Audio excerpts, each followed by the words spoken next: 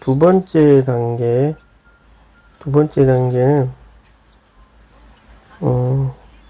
그리스도의 의인은 그리스도의 십자가와 하나 됨으로써 자아에서 벗어나도록 부름을 받는다.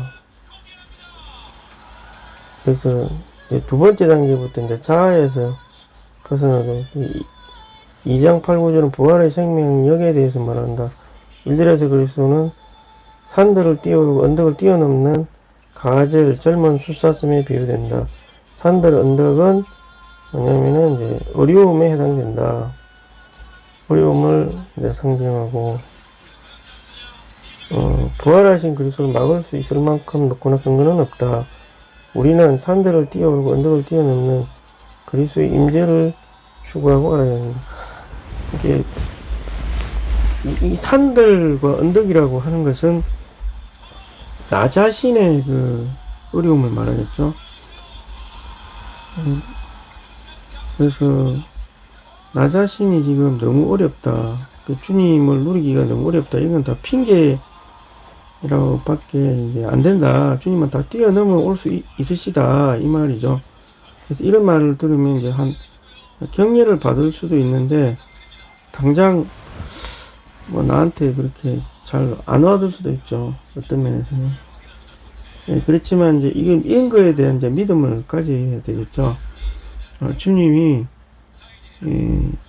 능히 이런 걸 모두 극복할 수 있으신, 다 뛰어넘고 이렇게 하실 수 있는 분이시다. 그래서 그리스도의 얘기는, 그래서 이제 자기 성찰에 빠지게 된다는 거죠. 이 성찰이 담을 쌓고 온둔하게 만드는 이 말이죠. 그러므로 그리스도는 그녀에게는 침체 상황에서 나와 그분과 함께 있도록 그녀에게, 이게 격려라는 게 이제 이 산과 언덕을 뛰어넘을 수 있는 분이시다. 그래서 거기에 격려를 받아야 된다. 이제 이 말인 거죠. 그래서 주님이 모든 것을 초월하실 수 있는 분이시구나. 이게 그 디모데 전서 후서 이거하고 이 아가서하고 이렇게 진짜 희한하게 연결이 되는군요. 나 처음에는 갑자기 아가서 됐나 이렇게 생각했는데, 말씀도 A 말씀, B 말씀 이렇게 나란하게 연결시켜 놓으면 어떤 빛비춤이 임하듯이, 이게 책도 보면은 무슨 책, 무슨 서를 이렇게 딱 하면 굉장히 거기서 빛비춤이 세지잖아요. 그런 거하고 똑같지 않나. 그래서 자꾸 이제 자기 성찰에 빠질 수밖에 없죠. 아까 개인적이고 뭐 친밀하고 영적이고 뭐 이런 게 있는데, 개인적인 걸 아까 제가 말씀드린 것처럼 잘못하면 자기 성찰에 진짜 쑥 빠져버린다는 거죠. 이제 그러면서 영적이어야 되는데,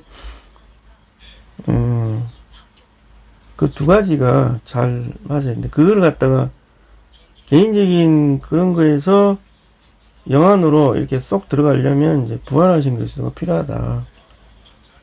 초월을 하실 수 있는 그리스도가 필요한 거죠. 그런 계시가 필요하고 믿음이 있으면 내가 거기서 초월해서 이렇게 볼 수 있다 그 말이잖아요.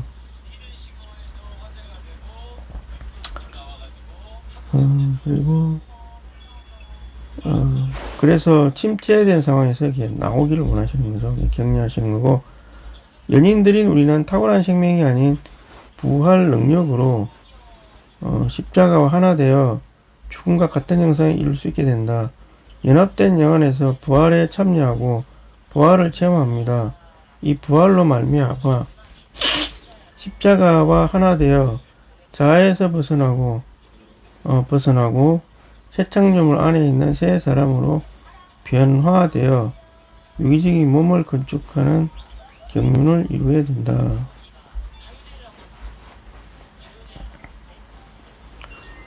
그래서 그리스도의 연합된 영 안에서 십자가와 이제 하나 될 수 있다는 거죠. 그래서 타고난 생명이 아닌 부활 능력으로 이렇게, 예, 타고난 생명으로는 이 십자가와 하나 될 수가 없죠. 그래서 죽음과 같은 형상도 당연히 안 되겠죠. 십자가라는 거는 뭐 굉장히 무서운 거죠, 한면에서는. 근데 주님께서는 내 짐은 가볍다, 또 이렇게 말씀하셨죠. 무거운 것이 아니다. 최소한 질 수 있는 것이다. 왜 가볍다고 했냐면, 그 말 안에는 이제 이런 의미가 내포되어 있겠죠. 부활 능력으로 너와 함께 하겠다. 그런 게 포함이 되어 있지 않는가. 그래서, 산을 넘어오는 그리스도를 이제 알게 되면, 내가 이 부활을 영안에서 이제 체험을 하게 된다는 거죠. 그래서, 오히려 이 십자가와 하나가 돼가지고, 자아에서 벗어나고, 새 사람으로 이제, 자아에서 벗어나야 새 사람으로 변화가 되겠죠. 자아에서 벗어나지 못하면, 이게 새 사람으로 변화될 수가 없죠, 사실. 많은 변화를 체험할 수가 없겠죠. 벗어나고, 몸을 건축하는 하나님의 경륜을 이루게 됩니다.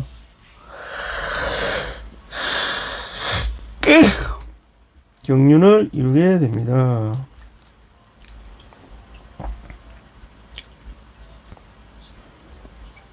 그렇죠. 이게 참 그런데요. 그래서 산을 넘고 모든 것을 초월하는 이 그리스도를 체험을 해야 되는 거죠. 그리스도에 대한 계시가 있고, 계시가 있으면 자기 자신의 성찰에서 이게 해방이 돼서 영안으로 들어가고, 그래서 이 십자가 부활 생명을 알게 되고, 나한테 주어진 십자가를 받아들이고, 하나가 돼가지고, 하나가 되면 자아에서 이제 점점 해방이 될 수가 있는 거죠. 이 자아라는 게 굉장히 무서운 거거든요. 잘 모를 수도 있는데, 자아를 그냥 그냥 내가 가진 내 혼의 어떤 성향이다. 혹은 내가 가진 무슨, 그렇게 이제 자아가, 여러 가지 환경에 의해서 형성이 되는, 일단은 일반적으로 그렇게 알고 있잖아요. 여러 가지 어릴 때부터 받은 좋은 것, 나쁜 것, 이런 것들이 다 기억이 돼가지고, 무의식에 저장이 돼가지고, 이게 내한테 지금 현재의 의식에 이게 자꾸 영향을 주고, 이게 이제 어떤 형성, 취향, 기호, 이런 걸 이루게 되는 거죠. 여기서 이렇게 영향을 주는 거죠, 이게. 그런데 이게 과연 단순하게 이제 그렇게 말을 할 수가 있는데, 사실 그 안에는 사탄의 역사가 반드시 존재할 수밖에 없는 거죠. 죄의 본성이 있고, 그걸 통해서 나한테 역사를 할 수밖에 없는 거죠, 이렇게. 그걸 통해가지고. 나의 아픈 기억, 과거의 기억, 심지어 좋아하는 것도 포함을 해서, 이루지 못한 원통함, 불만, 이런 게 그게 복합이 돼가지고, 그런 동일한 이미지, 상황, 그런 거 오면 이상하게 싫어지고, 또 어떤 때는 이상하게 좋아지고 그런 거. 그게 영안에 있지 않은 거죠, 그게 사실은. 영안에서는, 하늘에 속한 것으로 내 혼을 갖다가 이렇게 인도가 변화시키려지, 과거의 그런, 주님이 안배하신 상황일 수도 있는데, 또 사탄이 역사한 것도 있잖아요. 사탄의 역사에서 내 혼의 어떤 죄의 본성을 자극해가지고 이루어진 그런 것들. 그러니까 자아라는 게 굉장히 복합물이죠. 근데 그거에서 어떻게 벗어나냐, 이 말이죠.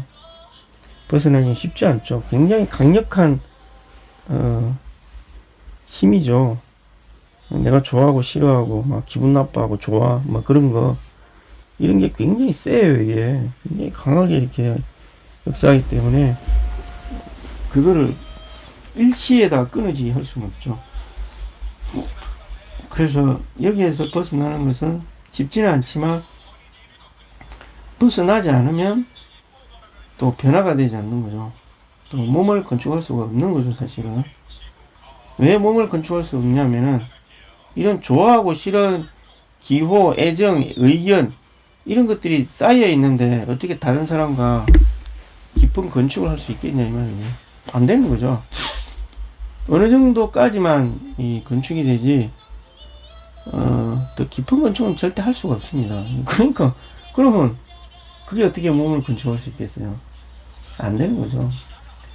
어느 정도 한계점에 뭐 있다. 그러면은 이제 주님의 역사가 제한이 될 수밖에 없는 거죠. 이게 자기 개인적인 역사만 뛰어나다고 해서 주님이 역사하는 게 아니거든요. 절대 그렇지가 않고 이 시대에서는 건축된 뭐라도 이게 완전한 상태에 도달한 것은 아니지만 건축을 하려고 하는 그런 그 영역, 방향성 안에 있을 때 내가 거기서 많은 십자가를 체험하게 되고 그 방향성 안에 내가 머물러 있으면 내가 많은 유익을 받을 수가 있죠. 근데 거기서 자기가 그걸 자기의 기호와 그런 거에 의해서 그걸 멀리하게 되고 벗어나면은 거기서 끝이죠. 그냥 더 이상의 유익은 받을 수가 없는 것이라고 그렇게 볼 수 없는 거예요. 그러나 그걸 버린 사람이 많다 하더라도 내가 끝까지 그걸 고수한다면 그걸 갖다 유지한 사람인 나는 계속해서 분배를 받겠죠. 지금 현재의 저의 교회 생활이 이제 그렇지 않나 그런 생각이 들고 예수님